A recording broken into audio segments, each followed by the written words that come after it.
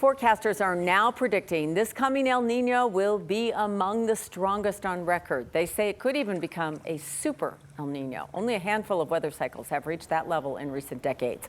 Some computer models are predicting this El Nino could be as strong as the strongest since 1950. Yikes. Senior weather impact meteorologist Chris Bianchi is here now. Chris, some people out there are reaching out to us wondering why we're not seeing monsoon weather just yet. I would say probably the number one thing in my comments right now is, hey, Bianchi, I thought it was going to be monsooning and El Nino and all this stuff. Where's it at?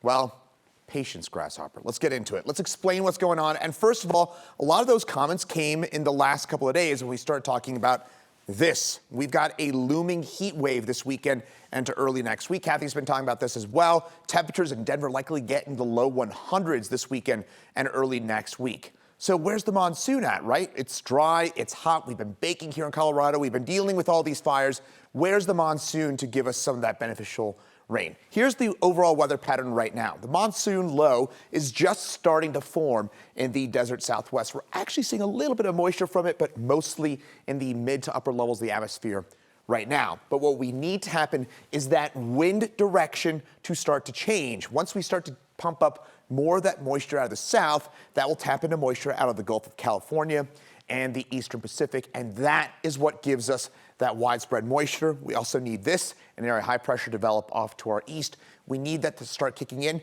We are starting to see those signs of that kicking in. As I mentioned, we've actually got some of that subtle mid to high level moisture from the monsoon already in place here in Colorado. It's just, again, we're at the very beginning stages of it. And that leads me to my main point here, folks. The monsoon officially begins in mid-June, but in Colorado, it typically peaks in late July and in August and even often early September. So we've still got a ways to go, and we are starting to see some pretty consistent signals.